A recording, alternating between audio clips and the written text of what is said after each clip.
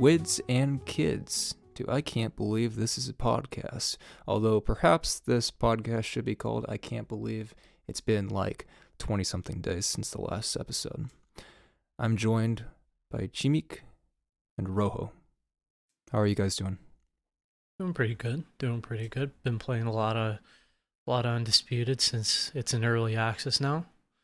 Yeah. Yeah. I don't know. It's cool. I know, Rojo, you are teetering on the edge of getting it, so I don't... The funny thing is, with games, I'm always on the side of, like, I'm going to recommend it, but where it's at right now, I can recommend it, but you're not gonna get a fight night experience. But here, let me actually begin this thing. It's no Friday Night Funkin' for sure. It really is no. No. Well, first off, can you mention what game you're talking about? Undisputed. Yes. Okay. Formerly known as Esports Boxing Club (ESBC).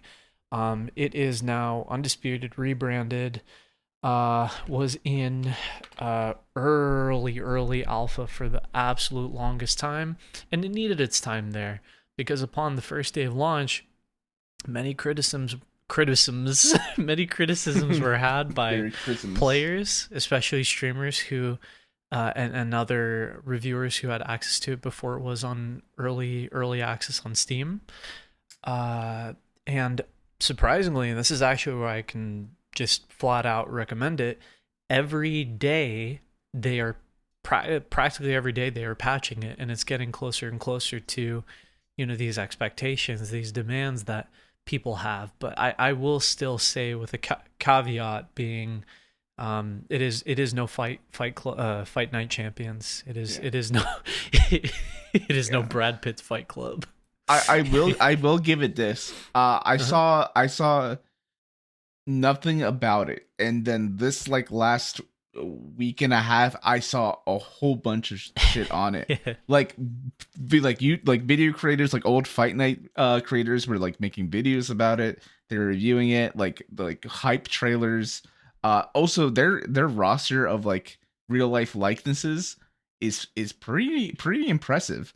They got a lot of current fighters. They got a lot of old fighters, they got the ability to use the likeness of Muhammad Ali, Sugar Ray Robinson, Rocky Marciano, older guys who I would never have thought would their estate would have let them use it. But yeah, I mean, it looks like it would fulfill that Fight Night itch that I've had for a while. That UFC just kind of scratched for me, but I know you enjoy UFC a little too much, in my opinion. You're not wrong. I have actually thousands of hours into it. I have played it since UFC 1 came out, played UFC 2, UFC 3, and UFC 4. And in the midst of sounding like an absolute crack needing person, I was gonna say something else. I needed to scratch that itch similarly to you, but on a more desperate level. So I did see it. I picked it up last night and played it a bit today. It will, in some instances, scratch the itch of Fight Night. You're referring to Fight Night Champions, right? Yeah. Yes. Actually, as a matter of fact, I can testify to the extent that I'm saying that it will meet the criteria that you want from Fight Night Champions, because I've literally been playing that up until the point that I played Undisputed today. The story, not online. Actually, I haven't played that much online ever in Fight Night Champions. But what I will say is this: it gets bonus points in visuals. This game is... I was gonna say I wasn't gonna do a review, but I will make this point here and now. Visually, it is so pleasing. Look it up right now on YouTube. Watch random streams on Twitch. I'm just telling the viewers, man, it is just so visually pleasing. They have movement. They have photogrammetry assets. I'd say the hair looks a little bit rough, but whatever, who cares? Beggars can't be choosers, and I'm certainly a beggar. And you know, where it lacks, and I think this goes without saying, but they're working on it every day, is just the hits just don't land, man. The punches don't feel like punches. Like, they don't hit. When they do, it feels great. It's the what Jules and I talk a lot about with our game development and playing other games, just the game feel, right? Does it really feel like Batman? And in a lot of cases, in my experience, I've been playing online for a bit now, and it doesn't, it feels like it caters to very specific play styles. You'd think that would be the case with every fighting game, but I come from Tekken, I come from UFC. That's not the case with, AAA quality, sealed, packaged, ready to go games. There are some games that definitely fit that role. Actually, I asked you, Rojo, what's your experience with like fight games? I mean, you mentioned Fight Night Champions, but do you have like a pretty decent backlog of games you've been playing? Not really. I mean, like, any arcade fighters? Way back when Marvel vs. Capcom 2, I played a little bit of 3. Street Fighter, I tried getting into it. I just was not the biggest like learner when it comes to that sort of fighting game. Yeah, other than that, I've played Tekken, like I've tried it. I didn't get into that. Arena fighters like Smash, like casually, I never really got into it. I mean, like, the thing about like games like UFC and like Fight Night is that they're both very grounded in real life. So like, I know a little bit about boxing because my dad knows boxing and I grew up watching boxing and MMA. So like, I get what combinations go into what, versus like, what does a Hadouken go into a Shuriken, or like that sort of thing. Which, it's if you're into that, I understand that, but there's still a learning curve for games like that. But yeah, fighting game wise, I'm very much still a novice and stuff like that. I will say this, because you gave me good enough context to get a feel for what your history with fighters is. I say pick it up. Be prepared to hate it for like an hour or two. It sounds weird. Be prepared to potentially hate it, and then get through enough online modes, because honestly, the AI is just not there. It's all body shots. I don't understand what's wrong with the AI. At least my experience with it. Maybe other people have had better experience, but try out ranked. I wouldn't say quick fight. A lot of really how would I put it? Fighting games just notorious for having real sweaty bastards. You're trying to get wins for no reason. Yes, yeah. But in ranked at the moment, if you're starting from absolutely nothing, they have a fairly, early access system in place where you're not playing against the best of the best. You're playing against people who, just like you, picked it up in early access. And you'll have people that, they're going to do everything possible. The system won't be perfect. You'll play against people that have like 60 wins and 4 losses when you're at just 4 wins, But every now and then, and I've experienced this, you'll find it's like matchmaking.com. I'm describing this game. You'll find this little sweetheart, just a little cutie you'll play against. My hobbies include beating the ever-loving shit out of my opponent. No, out of my sweetheart. Like I'm Mike Tyson. God. But yeah, 10 out of 10 stars. Really, realistically, it's just one of those games that your play style will start molding into what the game wants, and I feel like with each patch you're gonna have to make those changes and be okay with those changes, since it is an early access. But I'm not crazy veteran fighting game player, but I have put in my hours to not be a novice. At least I'll give myself that much. I mean, so, don't you have a fight stick? Yes. Yeah, my point exactly. But yeah, no, that's the other thing too, is that I saw it was in early access, and I've been burned by a couple of early access games in the past before. But this game won't burn you. This game won't burn you. But like I've seen enough gameplay of it, and I'm so it's like what I felt when I saw all the bad reviews about Cyberpunk. It's like, well, I know there's a possibility that I will get burned, but I like the IP so much that, or like just the idea of it so much that I might as well just buy it just for the 20 hours that I might get out of it. But right now, and especially the roadmap, and it's funny I mentioned this because roadmaps had such bad connotations, especially in fucking 2023, NFTs and all that. With the roadmap that this company has planned for career modes, adding in new fighters, making in very, I'll be honest with you, for how small this company is, comparatively to EA Sports, who never even got Mayweather when Fight Night Champions was a thing. They have gotten some whopping names, with Canelo being the forefront of all of this. Canelo, like, it is just Tyson Fury. Tyson Fury, I feel like, I mean, he was on UFC 4. Like I feel like he's a lot more lenient. Like I don't know. Maybe because I'm more of a boxing fan than I am an MMA fan, but I felt like his fight against Wilder, which was a boxing match, was a lot more hyped up than any other of his MMA fights. But I could be wrong. I don't know. Well, I'll just mention this. I think that it is 100% worth the $30. It is a really good, I'll actually call it this. I'll call it an investment. It is worth $30 because, and I'm just assuming here because I've never purchased anything early access before in my life. This is my first one. Well, actually, no, that's a lie. That is a lie. I purchased, what is it?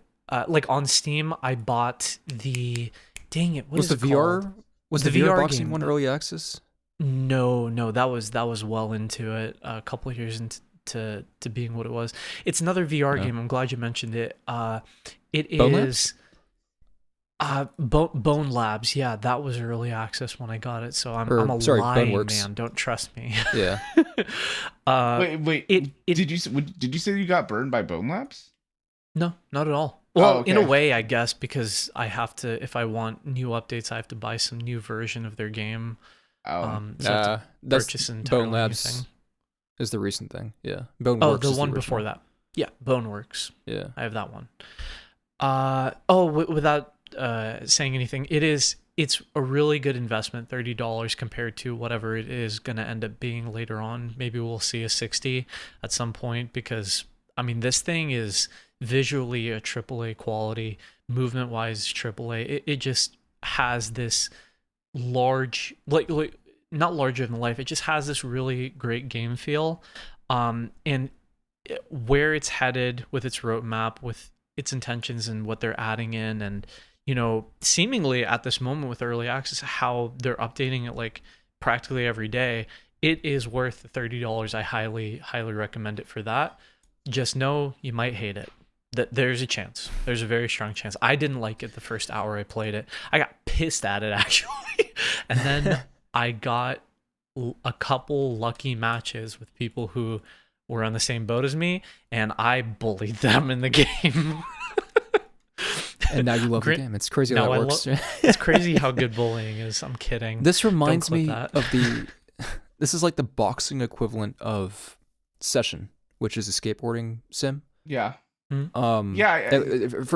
reminds me of that. I'm not saying it is because I haven't played. I've only put in like 10 hours in a session, and I've played no hours of Undisputed, so I can't say that for sure. But the vibe it gives me is an underdog independent studio who's about to dismantle the throne from the AAA space. But I don't know, because Session I feel like is a lot smaller of a project than this, because it must have cost them so much licensing the roster that they have right now, because there is no Undisputed. because there is no like in other sports games, there's usually like a player union that they negotiate the rights to like everybody, or like in MLB, it's the MLBPA, Players Association. But like for boxing, they had to go to each one of their camps and negotiate the rights to each of those fighters. Versus Session, do they have any notable skaters? Yeah, they have a roster of like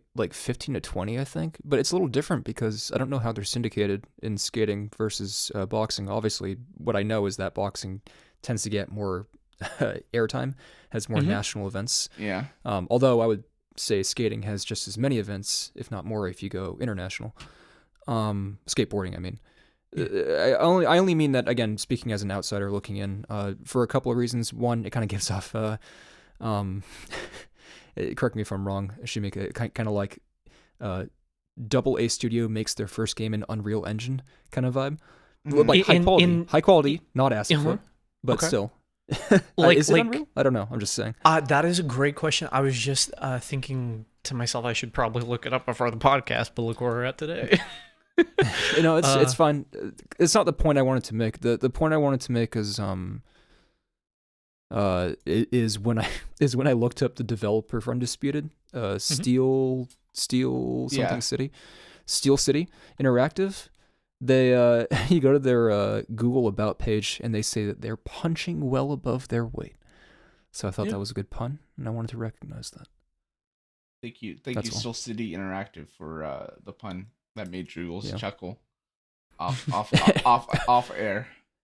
And I will proceed to buy the game now because it was very funny and it made me laugh. I'm looking right now, but everything seems to be pointing to Unreal Engine. I will. Sorry, I didn't. By the end of the podcast, I'll have a more specific answer. But it really does look like it's an Unreal Engine game. Yeah, I don't want to sound disparaging. I know that came off kind of like patronizing. I just saying, like, in terms of the immediate vibe I got, because again, I've only just heard about Undisputed since Shamik started playing it. Rojo, I didn't know you were playing it or looking into it as well. It looks cool. Yeah, I what I do know is that I tried UFC 4 and I didn't like that very much. The only fighting game I've ever gotten into was Absolver by Slow Clap.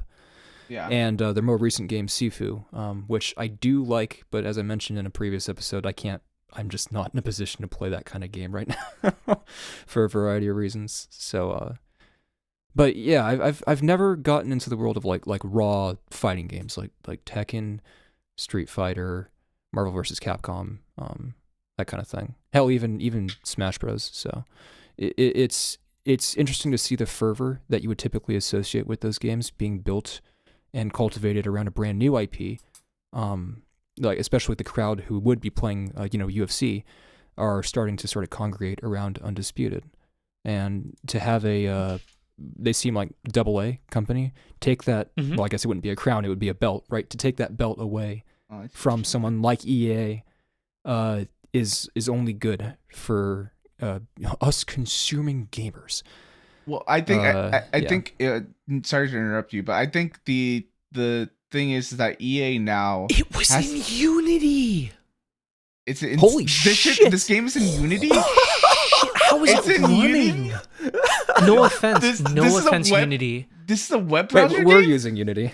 Web browser. My god! I am getting this. This information comes from March 20. Wait, holy shit! Sorry. This comes from GDC, San Francisco conference. They are going to be there in March 20th. The senior gameplay programmer of Steel City Interactive, the Undisputed game, punching above class. It's presented by Unity Technologies. They use the Unity game engine to create the first major box game from a prototype to early access release. I am genuinely surprised because I wonder if they're using the Unity's HDRP pipeline, because this is probably the best. I'm playing this on a 2080 Ti 3 fan. So this is not 30 nor even 440 series. I'm playing it on Ultra online. The fans make it go faster. It's running perfect. My room's not like a sauna. no lag on my end. I'm not saying it for anybody else, but I'm playing this in the middle of a boxing ring right now. This is unprecedented. I have not seen a game that looks this good. Don't say undisputed. I've not seen a game look this good made with Unity that can compete with something that's like Unreal Engine 5. That's not a Unity demo, you mean, because they have released some gorgeous stuff in the past that was fully playable. Like, you could download it as someone just watching their developing whatever's. Mm-hmm. You can play stuff like I'm talking Book of the purely Dead, I just want to emphasize this point. Sorry. I'm talking purely from an optimization standpoint. This is mind blowing. Yeah, easily. Yeah, this is the most mind blowing. optimized Unity I will game be tuning is in. probably Risk of Rain too. So if anybody else wants to tune in as well, the GDC talk will be in March. It will be sometime between March 20th and March 24th. It'll be GDC 2023. So yeah, stay tuned. I'll be there. Does it watching? Does it say what they're talking about? Yeah, they are planning on dunking on pseuds. That's what it says. I don't understand what that means. No, they said that the audience will learn how Steel City Interactive took their prototype to release, the tools they used to reduce friction within teams' workflows. Holy shit, they were fighting each other, and how they expanded Unity to meet their needs. The session will appeal to users ranging from developers to artists to programmers from all studio levels as an inspiration on how they can take their games to new levels. Weird note right here in the bottom. It kind of, if you click on this link, it shows a video of all these developers fighting each other with boxing gloves. I was going to say, I don't know what that means. Do you think they bare knuckle fist fought in the office to decide whether it was going to be Unity or an Unreal game? No, they did the same thing that Neversoft did with Tony Hawk Pro Skater, where they had in-studio competitions to land a kickflip, except instead of that, it was like first person to RKO another person. But what I was saying before we found out that it was it's a Unity-based game, like EA has really dropped the ball on some of their sports IPs, like Fight Night, NCAA football. Like there's been Madden in the sense that they haven't come out. They're about to lose the FIFA license. Like no, they got it back. They got it back. FIFA. No, you're right. FIFA. Sorry, I don't know why I heard UFC. I'm an addict. Yeah, yes, you are. Well, technically, they're not losing it. They're losing exclusivity. Mm-hmm. So, but like they've been really dropping the ball. So hopefully, like Undisputed is definitely like the Fight Night answer. College Football Unlimited, or like there's like a fan-made college football game that's like the answer to NCAA football 14, which is the last one that they had the rights for. Is NCAA 2K? Yeah, that was when the NCAA still allowed games like that to be made. But no, they became exclusive to EA back in like 2010. 12. Oh, okay. So it's been more than a decade. Yeah. Mm-hmm. So like they've had games that people have been clamoring for. Did you guys know that a physical copy of NCAA 2014, which is the last NCAA game that was released, is more than retail on eBay? Like it's over $60. Because people, I thought you were going to tell me that it was more than an NCAA quarterback's like actual salary or something. Oh yeah. But yeah, there's demand for it, and I'm glad to see that smaller studios are picking up on it and delivering stuff that people want. Yeah. So I guess that's more what I meant. So like Session, Undisputed kind of reminds me of that trend for things that are so long in the tooth. Like there's such staples like EA. Madden is such a staple of EA. FIFA is, well, until recently, such a staple of EA. Yeah. And now that the rug is being pulled out, not by other AAAs, but by indies and AA. Yeah. Just to fact check myself, I just looked up NCAA Football 14 on the 360 with 23 bids is at $105. So on eBay. So people are out there really buying it for upwards of $100. They're into it like that. But that's all I have to say. They really do be like that. Speaking of EA, Hey, Oh. Yeah. hey. I'm the one with the transitions here. well, Excuse okay. me. Speaking of EA, No, drumroll. No. I'm Not the one speaking with of the EA. transitions here. Hey. Hey, you can have E EA. and A, but I get the other 24 letters. Okay. Hey. EA Sports may have dropped the ball with sports, but do you know what else EA Sports dropped?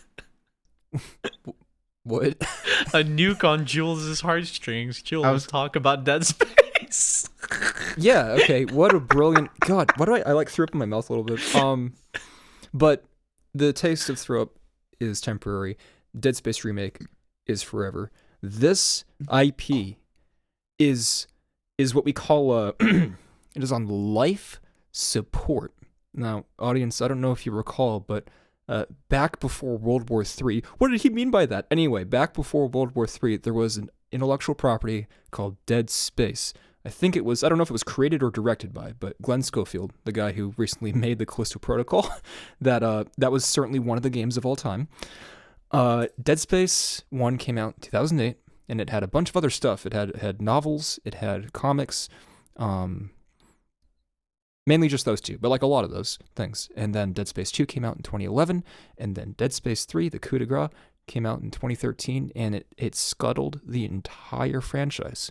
Because what you had is you had Dead Space 1, which is a certified masterpiece of Western following Eastern game design. Loosely an amalgamation of like, it's really just the best parts of Silent Hill 2, Resident Evil 4, and John Carpenter films. Dead Space 2 continues that trend, and then Dead Space 3 is literally The Thing. So John Carpenter's The Thing, with no Resident Evil 4, no Silent Hill 2, and microtransactions. And microtransactions and a whack-ass love triangle that adds nothing to the plot and in fact takes away like literally 7 hours. Also co-op exclusive areas and game design that was meant for co-op. Entirely on co-op. And if you look at the behind-the-scenes video documentaries, you'll see that originally the team at Visceral, the developers behind Dead Space, they wanted to do... They had many good ideas for co-op, but because they were pressured by EA to kind of release within a certain schedule and to accommodate things like microtransactions and to, let's just say, meet certain quotas, the co-op didn't turn out the way they wanted. But I have the feeling had Visceral had full control over Dead Space 3, they still would have done co-op. It just would have been a lot more fleshed out. Like, think of like, I don't know, Army of Two or something. Mm-hmm.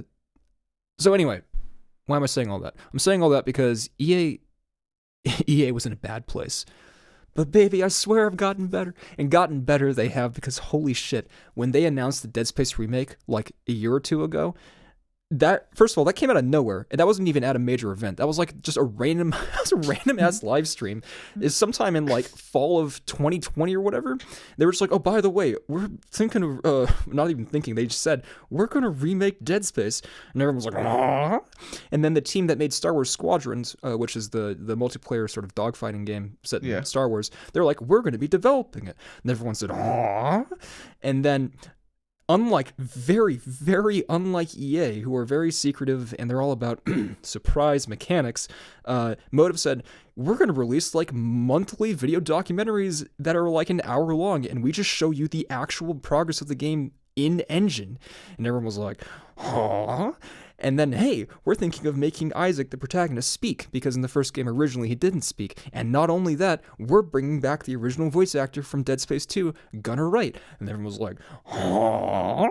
And then they kept being very transparent. Again, bizarre for EA. They showed off everything from a gore system. So, like, you know, you shoot the necromorphs, or what they call the zombies in this game. Yeah. You shoot limbs off a necromorph, and you'll see procedural degradation of flesh, which then leads to bone, which then leads to you finally snapping off the bone. They showed off this thing they call the Alive system, which dynamically changes how Isaac, the protagonist, reacts, breathes, even speaks. And like his sort of peripheral vision kind of blurring out depending on how stressed he is, which is fully dynamic and based off of what's going on in game. They showed off their super, super, super high-tech audio engine, which, changes the way things sound based off the sort of material between you and the sound source. Because the entire game takes place inside of a big rusted sort of metal spaceship. So that's, you get a lot of sort of diffraction and diffusion, that kind of thing. Like ray tracing, but with sound, right? I guess that would still just be ray tracing. And they just showed off all these cool things. And in many ways, it kind of felt like what I guess we're about to watch for Undisputed, like someone giving a GDC talk for like an indie game, where you would expect that kind of transparency, but it was for a AAA game, for a beloved franchise. And, well, it came out January 27th, 2023. I played that shit. And it is literal perfection. Yeah, call me biased. Dead Space 2 was one of my favorite games of all time. It was one of the first like home console games I ever played, especially when I got my PS3. The first 2 games I ever played on that were Dead Space 2 and Little Big Planet 2, because they both came out like within a month of each other. Mm-hmm. I'm kind of to wrap this up. It is exactly what I said. Dead Space 1 was. It is the perfect intersection of the sort of rigid survival gameplay of, what is it called? Resident Evil 4. The sort of mental themes of Silent Hill 2. And the sort of general kind of pulpy Western horror of something like John Carpenter. It is just, if you drew a triangle with each of those 3 things at each point, Dead Space Remake falls exactly in the center. I could not ask for a better realization of this IP. Again, speaking as someone who's very, very, very fond of it, especially Dead Space 2, this game smokes whatever EA did to kill the franchise. Like, I'll say that for me personally, because they are the ones responsible for the death of this IP back in like 2013, but they're also the ones who brought us this remake now. And I gotta stay present. I gotta respect what they're doing now. Yeah, that's my piece on Dead Space. So incredibly good. Not to mention the PC port, aside from some stutters, which there are fixes for, by the way, audience. If you just look up how to enable resizable bar, that should take care of a lot of your issues. The PC port's pretty decent, and the console ports are like locked 60. Sort of dynamic 1440. They look solid. So it's not like a thing where the game is really good, but technically it's a mess. No, it's just good on every front, including technical, which is also kind of rare for EA. Now that I think about it, is it really an EA game? I think they gaslit us into thinking this was an EA game. I'm frankly in disbelief that it's an EA game. I mean, I know in my mind it has to be because they own the IP, right? But I'm astounded that such a historically snuffed IP. What? Competence coming from such a company. Well, from publisher that is EA, from a relatively new studio that is EA Motive. Granted, full of veterans, no doubt, but the studio itself is new. And it just kind of came out of nowhere, and it like rocked my socks off. It is so good. It's so good, and yeah, I could keep going on into like very, very subjective things, but as far as objective stuff goes, I think I said my piece. Highly recommend we don't do reviews on this channel, at least not yet. But if we did, I would absolutely say, get one for your ma. All right? Get one for your ma. Have they announced Dead Space 2 remake? Or just a new Dead Space in the franchise?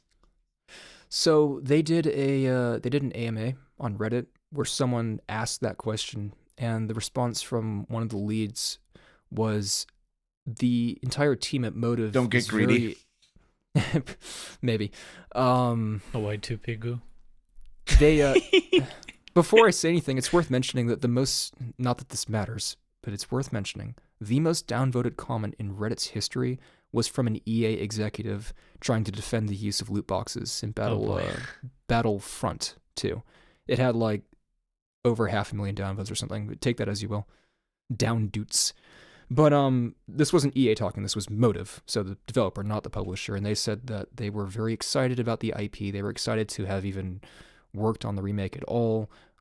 They have ideations of sequelization, but they're not gonna act on anything quite just yet. Huh. So that's basically a non-answer, but They're- it does mean that they're- they thought about it. They're waiting to see if their investment was fruitful, and in Like the financially. day in this day and age where, you know, shitting out another loot box to bring that to a full circle, with, you know, as a free game where it will grant you billions with the with knowing that things can go pretty bad, like a Fortnite, in terms of public reputation. It's why I said this level of competence, you'd be really surprised. You'd be really surprised that, you know, the little guy gets the shot once again. But we really are in the day and age of remakes, because this is how you guarantee like support for something that would take a lot of R&D. Despite the fact that it had already existed at one point. But, you know, completely redone, recoded, everythinged in a new engine. And it's just it's cool to see that happen. Yes, a little, in my end, I'm just rambling here, but in my end, it's a little bit sad that you don't see that with entirely new things. But, you know, we'll get to that point, I feel like. Not as often. Yeah. If anything, significantly less often, but it still happens. Yeah. Just way less often. Yeah. God, I can't wait to see a Resident Evil 6 get remade. Oh, I can't wait to see Resident Evil 5 get remade for the first thing. Those who know. That's a PR nightmare. They will never do that. It's not. They will skip to 6. Can't happen. And Whoa. They're gonna skip out on punching a rock? No. Yes. Oh yeah, that's the contentious part. Yeah, that's the one. Definitely not the first 3 hours of the game. Hey, hear me out. Hear me out.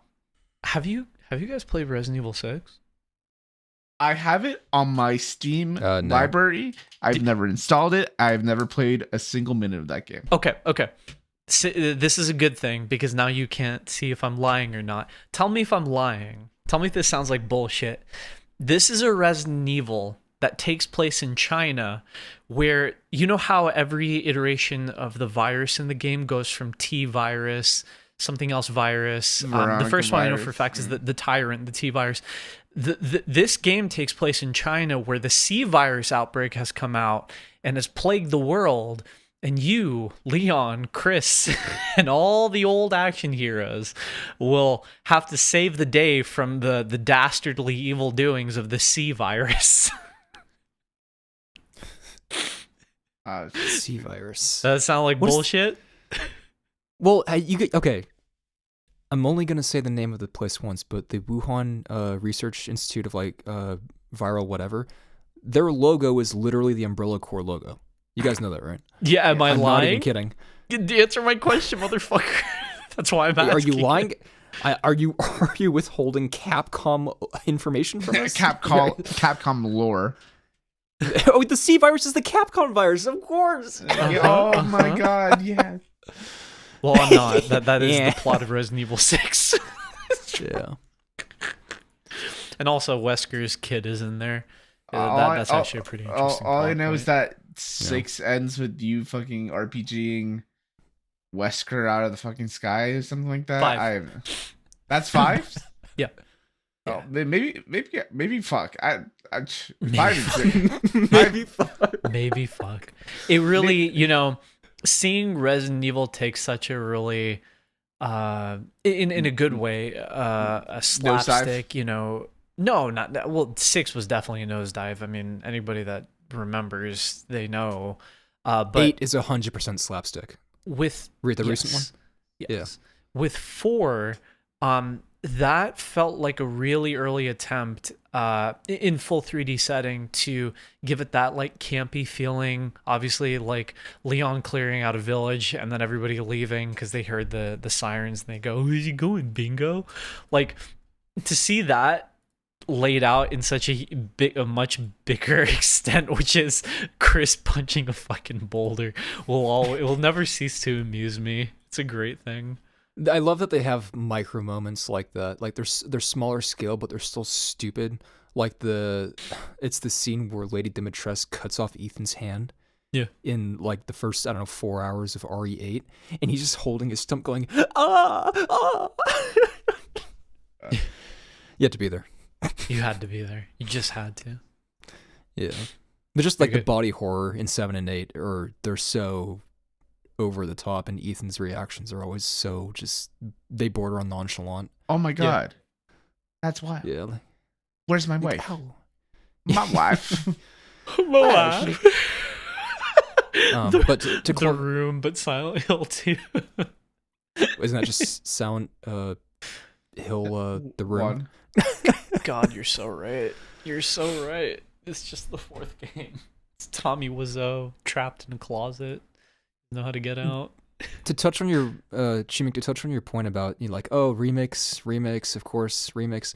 Yeah, I'll admit I kind of feel that as well, where it's like, oh, need safe cash, just remake a beloved franchise, especially like the most beloved entry of that franchise. So this year alone, we got Dead Space remake, and we're getting Resident Evil 4 remake and Silent Hill 2 remake. So I get that. And like, that if you bring it to like a couple months ago, Modern Warfare 2 remake.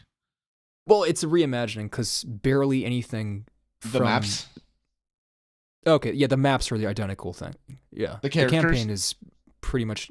Well, do you really think Infinity Ward was going to make new characters? No. Like, are you out of your mind? They've been milking them, and Treyarch been milking the same characters since they debuted. Like, I think Reznov was the last cool character from 2010. Yeah. For Black Ops, and then after that, it's just the same like 5 names that get recycled through 20 different universes. Like, there's the MCU, and then there's whatever the fuck is going on at Call of Duty, where they have different characters and the wrong IP, and then they have like the skins for them in the Battle Royale. Yeah, but Jules, you're right. In order to print out money, like, you just remake an existing game, or you just use a pre-existing IP with a whole bunch of fans, such as Hogwarts Legacy, which is coming out from the time of recording in 5 days. Which, okay, when was the last good Star Wars game that wasn't made out of Lego? Wait, that's such a big qualifier. That's such a that's a cop out. Name a good game except for the best games that come out in the Lego series. But for real though. They've retextured Knights of the Old Republic. What? Or I don't know if they retextured it, but it wasn't a remake. But I think they upscaled Knights of the Old Republic, and that got a really big boon. Oh no, they're planning on remaking that. Well, the Fallen Order's on a remake though. Well, pre-existing IP with a whole or pre-existing fan base. Well, I mean, but yeah, so obviously you can make counter arguments going into like, you know, are you just trying to shit on Battlefront? No, what I'm saying is I understand the fatigue surrounding remake this, remake that. Why don't you just make a new game, right? But what I was saying is the compromise that and this is me personally, am willing to make is, look, if you're going to remake a game, one, it needs to be old enough that the graphics are depreciated. Like, maybe the gameplay, it still like holds up, but graphically, like technically, it's maybe depreciated, right? And so is that why we're never going to get a Bloodborne remake? Well, yeah, because it runs so well, and I love the game so much when it runs at like sub 30 frames a second. Exactly. That's the Bloodborne experience. That is the Bloodborne experience. What I was about to say was, weirdly enough, the one player in the AAA space who isn't really catching on to what defines a good and necessary remake is Sony. PlayStation, the Last of Us looked really good. The original came out 2013. The remaster, which uncapped the frame rate and the resolution, well, not uncapped, bumped them up, came out 2014. That's perfectly playable. They decide to remake that over Bloodborne. All right? On top of that, they're planning on remaking Horizon Zero Dawn. That game is perfectly playable. It just got a PC release like 2.5 years ago. Well, it runs flawlessly. Are they remaking it or remastering it? They're remaking it. Why? Well, they're thinking about it because much like The Last of Us, it's gonna coincide with their great big steaming TV show. No, I say steaming. Apparently, I haven't seen it yet. Last was HBO. It's supposed to be pretty decent. But the point remains that the only reason why they're doing it is so that they can capitalize on the new show that's going to come out, rather than because the game actually needs a remake. And like I said, ironically enough, it's PlayStation who's making this, let's say, mistake. Meanwhile, you have EA, someone who I would normally trust to not trust. They just dropped Dead Space remake. Meanwhile, we're getting RE4 and Silent Hill 2. And Mass Effect Legendary Edition, which was pretty good. That was a remaster, but that was still still good. Yeah, it's still good. But now they're gonna remake, or not remake, but reboot the franchise. They dropped a trailer like 2 or 3 years ago. It had Liara in it, I think. In the same, I saw that. Or rather, I saw a screenshot of it and then immediately clicked off because I don't want to know anything about that game until fair. closer to it being finished, which who knows when that'll be. But yeah, no, it's a cash cow, just making old shit new again instead of making new game. The line I draw in the sand is totally selfish. It's if I want the particular game remade and it happens to get remade, then it's okay. Which I'm sure is the case for like 99% of people, where it's, oh, I'm fatigued by remake this, remake that, and then they make like the game that defined your childhood, and they bring it back and it's perfect, which is basically what happened with me in Dead Space, and then I'm okay with it. So I give the excuse to Dead Space, I guess is what I'm trying to say. Yes. For purely selfish reasons. Yes, but I do agree that fatigue is strong. I think it was. I think you were just clearing your throat. Yeah. Yeah. Oh, you know what else Sony needs to get on remaking it? I know Kojima's no longer there, but Metal Gear Solid 1 through 4, because those don't have. The like 4 much less 2, but like 3, like Metal Gear 1, 2, and 3, they need to get PC ports at least. For me. One, if you go onto Good Old Games, they do have. Yes, but it's the old PC port, which was a bad port. So, and also it doesn't capture. I mean, like, those games were made to be played on the PlayStation, so I understand that some of the gimmicks and special moments in those games won't translate as well, but they still they deserve love, even if Kojima's no longer there. But in the same vein, I don't want them to fuck it up like they did Metal Gear Survive. It could also be that they do what Konami's doing with Silent Hill, and obviously all this is speculation, audience. But they just zero in on like the most beloved entry in the franchise, just to, because that's the perfect compromise between testing the water and still giving the audience what they want, rather than like committing to remaking the entire thing.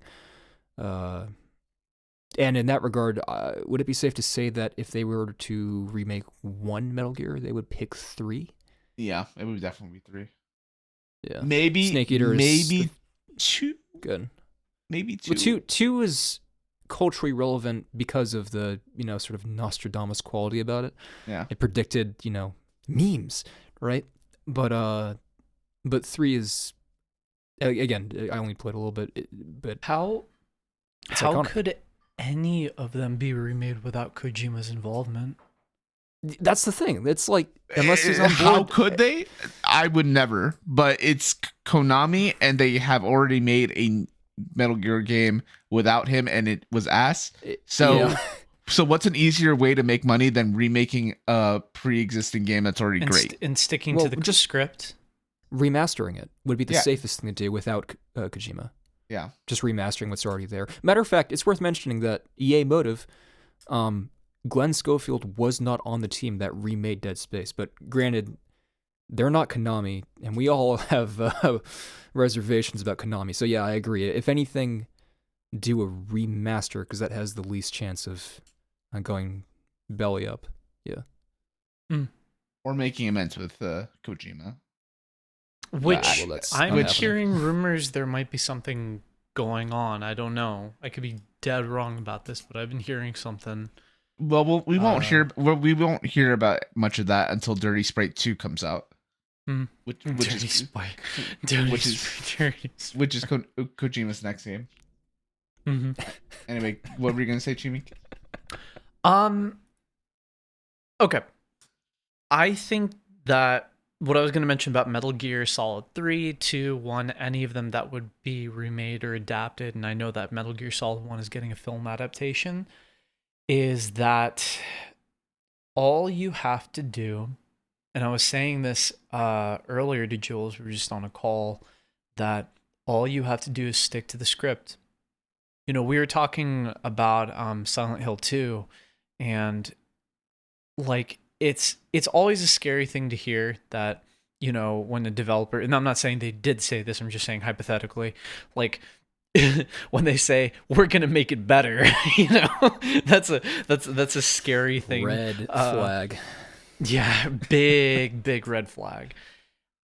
All Gonna Konami has to do to make the Metal Gear Solid 1 film adaptation good is stick to the script. What makes the game so good?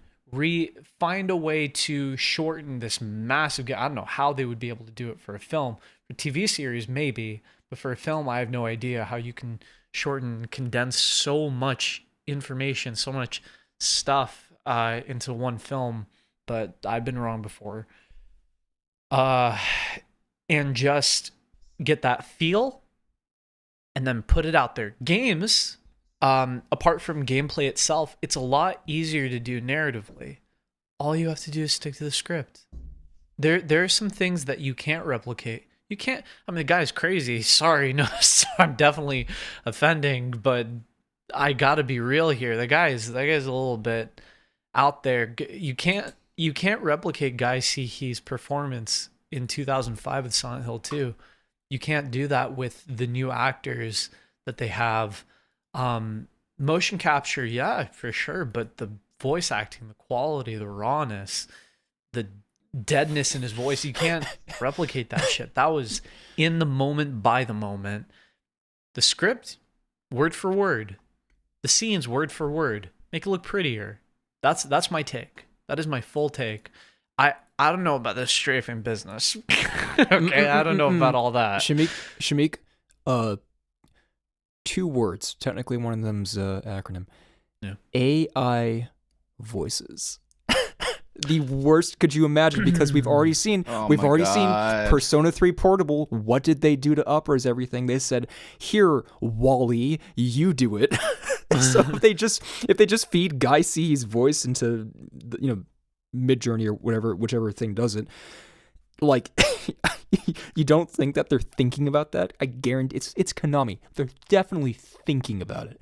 Whether or not they do it. There's too many legal repercussions in doing it. Konami's on thin ice with law to begin with. I mean, look at how Japan jumped down their throats for all the pachinko stuff, which is why they're doubling down on their IPs. Man, there is I will cap it off on this on my end. It would be interesting to see a deal done. Oh my god, I would hate to see another HD collection happen again. I mean, in terms of a final quality result, but also in terms of these actors. I'm just speaking hypotheticals here, people. It was such a bad performance that they're gonna have to contact all the original people and pull a HD collection and get the original voice actors and just get their sign off on it, because that's what happened with the original one. There was so much public disapproval with Troy, what's his name? Not Troy Baker. Yeah, Troy Baker. He was James Sunderland in the HD collection. Yeah, and the Oh my God. Troy Baker. Troy Baker, that being Vincent and Catherine, right? Just making and Troy Joel Baker, yes, from The Last of Us. Yes. Yeah. And the voice actress for probably my absolute favorite one for the original Ghost in the Shell, she was Maria. She's the English dub one. All just did the worst. Well, I have good news for you, Shimik. I just got word from Konami that they actually got one person to do all the roles, and that person is Scarlett Johansson. Yay! How considerate of I don't know. She basically made Ghost of the Shell what it is. All right, let's be honest. Guys, I have an idea. Let's remake Silent Hill 2. She's the creator of anime. Come on. She saved anime. I have an idea. Let's just have her do all the voices and pretend like it's a her experience. All right, you guys seen the movie, right? It's one of the quirkiest movies ever. When I have my poster of people who are literally me, the guy that Joaquin Phoenix plays in her is also on that poster. All right. His mustache is for me. Top 10 anime rivalries. Did you know that Arcade Fire did the soundtrack for that? Huh, I didn't. The more you know. Did you know that the director was very well known for making skating videos before this? And he even filmed Owen Wilson, not really him, but was definitely the beginning of the video, trying to grinding down a rail. That was cool. Instead of saying wow, he said ow. Yeah. Powerful stuff. He said, that's not me. He said, ka-chow. Kerchoo. He said, kerchoo. Bless you. Bless you. So I know we briefly mentioned the name, and there are two sides to the discussion surrounding Hogwarts Legacy. One of them is surrounding politics, and the other one's surrounding the game. We're not a political channel. So what are you guys looking forward to as far as gameplay is concerned? Whether or not you're getting it. I mean, this is like the first major Harry Potter game in I'm not picking it up. Years. Well, the only reason I pick it up, pick it up is because my girlfriend loves Harry Potter. That's the only reason. The reason I play it is to see how they do with a completely off the mainline series books lore wise. Like, I don't know who wrote it. Because J.K. Rowling has executive decisions on everything Wizarding World. Like, strangely enough, it wasn't George Lucas. It wasn't Steven Spielberg or like any of those other directors who like were authors who like George Lucas famously sold off Star Wars or Disney for billions of dollars. Like a bag of coffee. Yeah. Yeah. It wasn't as much as J.K. Rowling. J.K. Rowling somehow has kept control over the Harry Potter franchise, and her work after Deathly Hallows has been iffy at best. The Fantastic Beasts movies are hit or miss. The play that she has where Hermione's black is the Cursed Child or whatever. The Cursed Child is interesting, but leans way too much into time travel and it gets messy. So I don't know how this story is going to go. It has nothing to do with the mainline books. I'm a Harry Potter fan, but I'm not that much of a fan, so I will be cautious about it.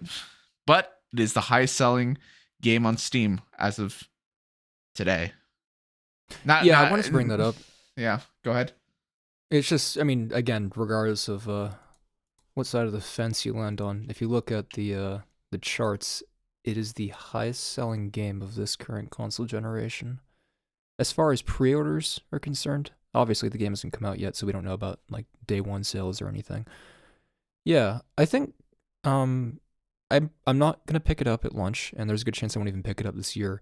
But as far as like, you know, YouTubing stuff, I really want to see how Portkey Games, how they've like created Hogwarts, because you know, you guys read the books. The place is a very magical place, right? And there's a lot of cool, very specific things. It's not like as good of a game as it is, it's not like City 17 and Half-Life where it's like, this is the city, right? And there's the Combine Tower. It's like there are specific nooks and crannies. There's the Room of Requirement. There's the Marauders map. There's Nearly Headless Nick. There's the Quidditch field. I forget if it has like a proper name. There's the, I've already forgotten the name, but you know, the woods where like Harry fights Voldemort. Like there are all these really specific places, and they're all very sort of physically detailed and described in the books. So to see those come to life in the game is something I'm looking forward to. Kind of in the same way that Peter Jackson brought The Lord of the Rings from the text, which is frankly kind of hard to get through. And he brought that into real life, aka New Zealand. I want to see the realization of these things that I've had when I was a kid. I had dreams about like, oh, I'm in Hogwarts and I'm yada yada yada, right? So it's like a full realization of that sort of escapism, that fantasy. It'd be really cool to see how they do that. I know for the holiday season they released like the you know how you have like a 10-hour live stream of a fireplace or whatever. Yeah. They did the same thing with each of the 4 common houses fireplaces, which I thought was cute. But they again, the developer, not to be confused with J.K. Rowling, right? Completely different people, mostly completely different views. They're sticking very close to the source material. And if that's because J.K. Rowling has an iron vice around the balls of Harry Potter, then that's why. But it seems like it's really authentic. So I'm looking forward to just kind of, like a YouTube video of someone walking around the entire campus, that kind of thing. That's about it, though. I can't wait for the Rad Brad Let's Play where he can't figure out a magic puzzle in like 30 minutes. We're not in the habit of flaming other YouTubers, but yeah, I will say this one time, the Rad Brad bleep out kind of frustrates me. Never mind, don't bleep out the name. No, people know who he is. Yeah, I'll be honest. Overall, I like his stuff, but there were a couple of Let's Plays where, let's just say, there were puzzles and he was not getting them, and that frustrated me. Which, I mean, like, when you're sitting there at like 1 a.m. going, "Oh, dude, come on," to a Let's Player playing Dying Light, then maybe it's you. You know what I mean? Yeah. So I'm gonna throw that out there. Playing devil's advocate for a second. Yeah. That's about all. Shimik, do you want to briefly? I mean, I know you were there for like a little bit of it, but I was gonna go over Lentinula, the game. Mm-hmm. That's part of the reason why this channel even exists. Sure. To talk about what we're deving. Yeah. So I think the last update we gave wasn't very explicit. It was just kind of more of a ideology of where we want the game to go. That's a great update. Devlog number 2. Who are Shimik and Soy Boy? I don't know those clowns. Never say those names to me again. Yeah, no, we're getting back in development. I think we as creatives, and by we as creatives, I mean anyone who does any ounce of creative work, whether it's their main thing or their side thing, you get into these bouts of having another thing on your plate instead of the creative thing. Like it's a constant tug of war between other responsibilities in your life and the thing, right? So we've kind of restructured how we're quote unquote developing. And the way we're doing it is at least once a week, we do literally one thing. And the scale of one thing is like one mechanic or one bug fix. So for example, this week, me and Soy Boy sat down to kind of work out how to get the controller to like a gamepad, like an Xbox 360 controller, to control the player character, Lentinula, who's a little mushroom. And that's all we did. We set it so that you could use either the arrow keys on your keyboard or the joystick and the A button on a gamepad to move left and right and jump. That's all we did. And the philosophy behind that, just doing that, is do very little, because frankly that's all we seem to have time for. And if we do have time for more, we do more. So after this past Thursday, today's February the 5th. So it wasn't that long ago, is what I'm saying. So after we got the controllers all worked out, we then started working on making it so that Lentin's animation, his walk cycle, matches the speed that you're pushing the joystick. So if you're lightly pushing it right, the animation of him walking is slow. But if you tilt the joystick all the way to the right, then it's a full speed animation, like he's running. We didn't quite finish that, but that's what we're resuming this upcoming week. And that's the current situation of our game. Outside of that, I've done some concepting. I know Shimik is doing some concepting right now. As far as concepting, we have concepts for about half of the game, visually and like musically, And as far as like explicit sort of level design concepts, we have concepts for the first 2 levels out of 10 levels total. So if you want to average that out, we're roughly about maybe 3. We're about a third of the way through in terms of like conceptualization, where we're like working out the super intangibles, like what does this thing even look like, and what is the reason behind this being here, and does it even need a reason, or would it be cool to have it be kind of vague, like the stuff that you work on before you even touch a game engine. We're about maybe a third of the way through that. But as far as the core movement, and like 1, the core movement, and 2, even learning how to use Unity period, we're making decent progress. That's where we're at right now. Yeah, it's cool to see Jules take the lead alongside Soyboy in this project. I really enjoyed just being the art end of this stuff again. That's been the most fun on my end. I don't. I see more progress being made this way, especially the biggest takeaway that I got, because I was there in the beginning and then I was there at the end. Oh, sweet bliss. The biggest takeaway at the very end there was that for sure we will try to meet weekly. Like I mentioned this on my end, and I highly recommended we attempt to do this, which was finding times to meet up, because just how important that would end up being to finding a full, like finding a reason to maintain momentum and progress. Like I have a buddy, his name's Jemmy, and we decided we wanted to work on a little Unity demo. Nothing more than just on paper right now. But Jemmy comes from like a writing background, and I just wanted to make something fun that is reminiscent of a PS2 game called War of the Monsters, if any of you grew up playing that, where it's just you play as mechas or monsters and you just battle it out with each other. Truly better than Undisputed. I'm kidding. Okay. And wanted to do something like that had a very strong narrative focus.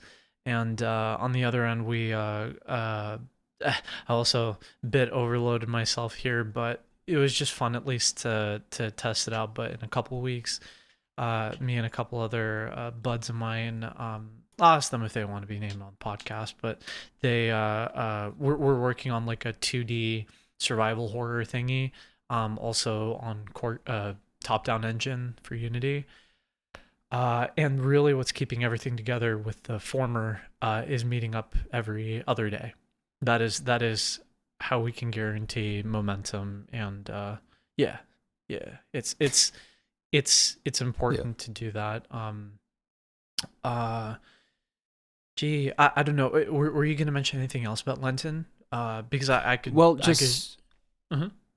Yeah, just as an overview, to be clear, the things that Shimika's talking about are separate projects, and completely. Yeah, what he said is that he sees, and I see this as well, us making any progress on the game is probably going to start off like this, and at some point, I'm sure Shimika will become a little bit more re-immerse yourself back into the development, because right now, Soyboy and I are working on strictly game feel stuff, which is more of our wheelhouse. I think both Soyboy and I really obsess over things like game feel, specifically platformers, which is what this game is.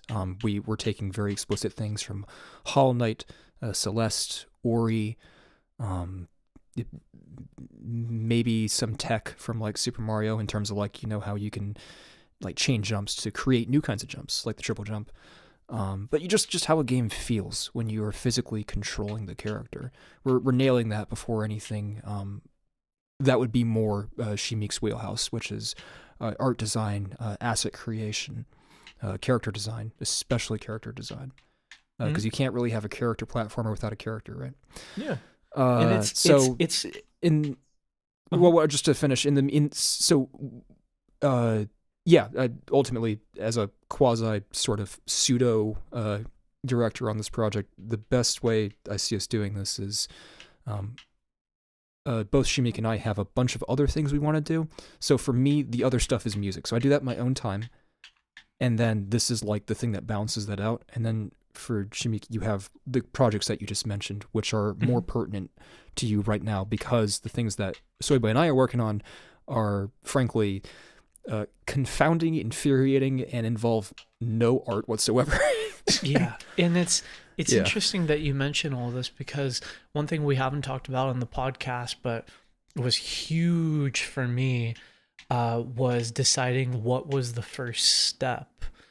Literally, do we do art first, and do we do gameplay first? And our background with the projects that we've always had in our were art backlog, first. we're always They were always art first. and music first, Always and art and music first. they never landed. So we swapped it this time. Yeah. Yeah.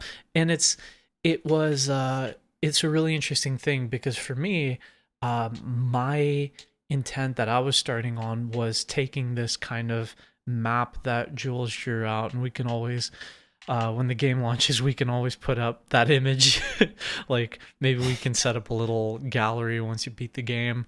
Sorry to give you more work to do, but you can set up a little gallery or something at the end with the art and stuff that went into it. And Jules drew out like basically the entire game in like a night.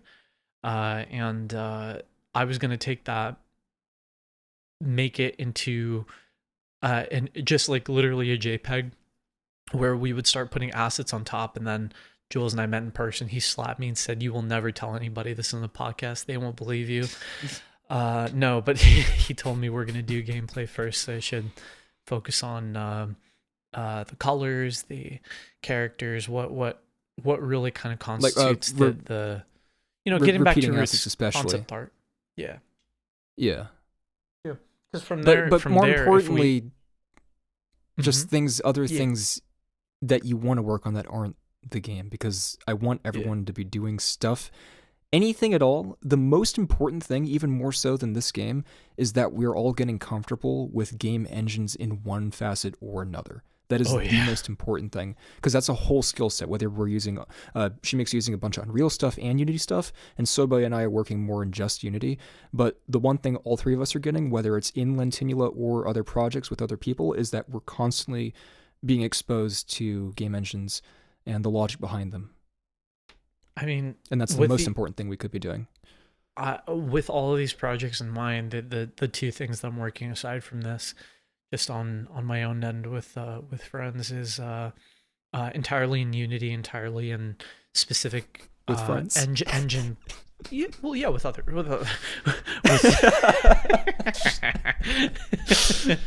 development has been a little rough. I don't know if you noticed. Make me not a director. Yeah, I'll show you. I'm kidding. Meet me in Undisputed. Meet me in Undisputed IRL. Dead Space doesn't have a multiplayer yet. I'll show you. God, do you guys remember Dead Space 2 multiplayer? You guys remember I played shit? one match and I hated it. It was terrible. It was cool, but gameplay wise, it sucked. I'm sorry, it just didn't. Okay. God, I remember playing as one of the little Bulbasaur characters that had the leaves in the back, and I realized it was real life, and I couldn't get it out of my back, so now I got random hands sticking out. They call me Dead Space. At this moment, and Jules and Soyboy have both seen this, I have an Unreal project that for some fucking reason I can't package, because I've never packaged a game before. I have a project that is like a mix of an Octopath style game, but isn't like a turn-based game. It's like you can actually attack enemies. You have an inventory system. Like it's all the above. But I just have so little experience in blueprints and making something that structurally sound that I feel like if I continued outside of like writing on my own or just doing art assets and stuff on this thing, I feel like I couldn't imagine what the end product would look like. So I need to take a step back with all this Unreal stuff and just get back to Unity, get back to writing. More importantly, get back to streaming. I mean, in a couple of weeks, I want to stream again. I'm even considering. I want to ask my friends that I'm doing this project with on the the classic, it's this like survival horror thing. If it's cool if we stream it, because that would be really interesting for me. I've done this before a couple years back, and I miss it. But that's just me on my end. Yeah. Yeah. Yeah. Yeah. Yeah. Are you guys gonna meet me in Undisputed? Because I swear to God, I have a day advantage. I already downloaded the game. Holy shit! You just got it. Oh, I was God, expecting I'm a the joke greatest answer, but if you spokesperson actually ever. have it, then neither of you are going to be playing Absolver. All right. All right. I'm fine with that. We'll end there. Solid, great. Ladies and gentlemen, kids and squids. I'm not going to keep saying that, but tonight, You did it. if you're not a kid, you're a squid now. We'll see you when we see you. I remember once you what you might call a more naive Jules said something really stupid like, we're going to do this bi-weekly. I don't know if you noticed, but that hasn't exactly been working. So what I can do is say that that's always been the goal and will continue to be the goal. And whether or not we hit that, like I'm partially joking, partially not joking, really just depends on what we're all doing. If it's any consolidation, the whole reason why we're even doing this podcast, well, half of it, the game, is part of the reason why this episode was late. So, yeah. I don't know who I'm trying to fess up to, but if God's listening, I'm sorry. Meet me in Undisputed, said Jesus. All right. It's like the ending to Nocturne. Staring God in the face, going, meet me in game. Rojo, thank you again for joining us. It's always a pleasure. Once again, thank you for having me. Yeah. It's kind of weird. If you want, I know we don't currently have a face for the voice yet, but if you want to send me a little 2D spray, a little doodle or something, it's a boxing love. Yeah, I can format you and we put you in our covers because. Can I make my at this sprite? point? Can I make the sprite the deflated Chinese spy balloon? You know, it's funny you say that because one of Shimik's friends who was into the Chinese spy balloon. No, he's welcome on the podcast. He hasn't come on yet. His avatar was a balloon smoking a cigarette. Hydra. Yeah. So he knew it. He knew beforehand. I think when I showed it to him, or I guess whoever, I think it was Shimik, when we showed it to him, I think his first words were like, "Why do I look depressed?" But that's another topic for another time. Yeah, the only reason why I say this is because at this point, I think you have been on the show more than Soyboy, and Soyboy has a face to the voice, right? So I'm all about making some quirky, what do they say? Some quirked up thumbnails. Me and Shimik both. I'm gonna make me one of them quirked up stick figure white boys. Yeah, that's what I'm talking about. So if you want, you can let us know what you want. We'll throw it on. Yes. So you heard that, folks. In 2 weeks, aka in a month, you'll see the new stick figure joining the intro card. Yeah, and for completely unrelated, every single major newspaper will have the same headline. I'm just throwing that out there. All right, that's all from us, folks. Talk to you later. Bye-bye. Yeah.